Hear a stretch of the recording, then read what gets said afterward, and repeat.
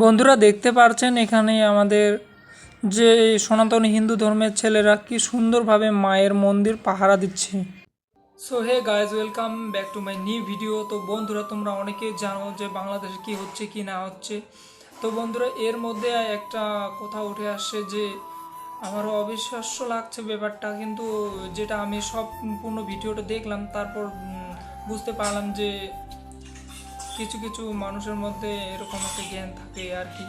তো বন্ধুরা দেখুন, আমাদের যে সনাতনী ধর্মের যে ছেলেরা রয়েছে, তো তাদেরকে প্রথমে আমি প্রণাম জানাবো। কারণটা হচ্ছে তারা রক্ত দিয়েও কিন্তু ছাড়েনি, ঠিক আছে। আমাদের মায়ের মন্দির পাহারা দিচ্ছে রাত, দুপুর, বিকেল, সারা দিন রাত, ঠিক আছে।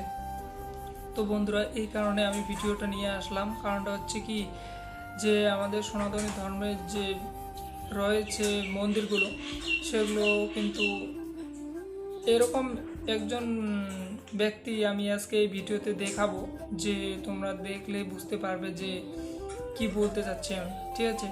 তো চলো ভিডিওটা দেখো আগে। কালী মায়ের মন্দির, মা দেবীর মন্দির, সব মন্দির পাহারা দিচ্ছে এনারা।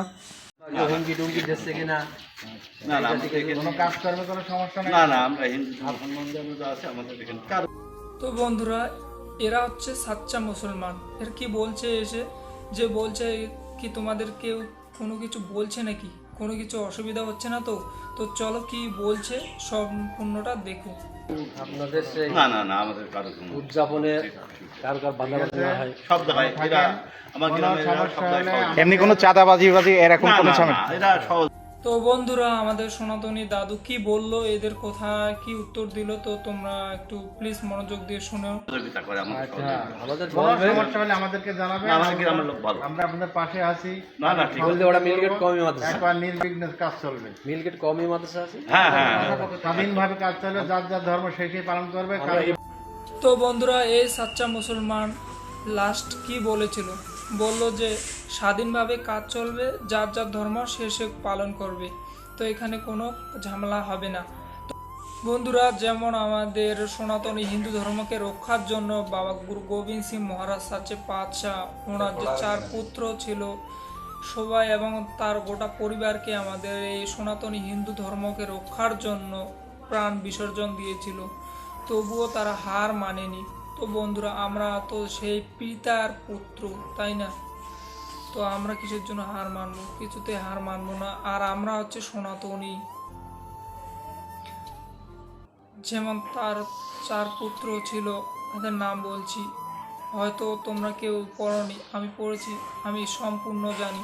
যে তার বড় পুত্রর নাম ছিল বাবা অজিত সিং, বাবা জুজার সিং, বাবা জোরাবার সিং। আচ্ছা, সব থেকে ছোট খুব সুন্দর ছিল, খুব সুন্দর, তার নাম ছিল ফাতে সিং। তো তারা এই সনাতনী হিন্দু ধর্মকে রক্ষা করার জন্য সম্পূর্ণ পরিবারটাকেই প্রাণ বিসর্জন দিতে হয়েছিল। তো বন্ধুরা, একটা কথাই বলেছিল, চো বলে সোনিহাল সাত শ্রী আকাল। আমি এটা পাঞ্জাবের কথা বলছি, তবুও তারা হার মানেনি। তো আমরা কিসের জন্য হার মানব? সবাইকে বলছি হর হর মহাদেব, জয় শ্রীরাম, রাধে রাধে। বন্ধুরা, এই ভিডিওটা অনেকটা শেয়ার করে দেবেন। আর আমাদের মাঝেই মানে সাচ্চা মুসলমান রয়েছে, আমরা বেধর্ম করি না।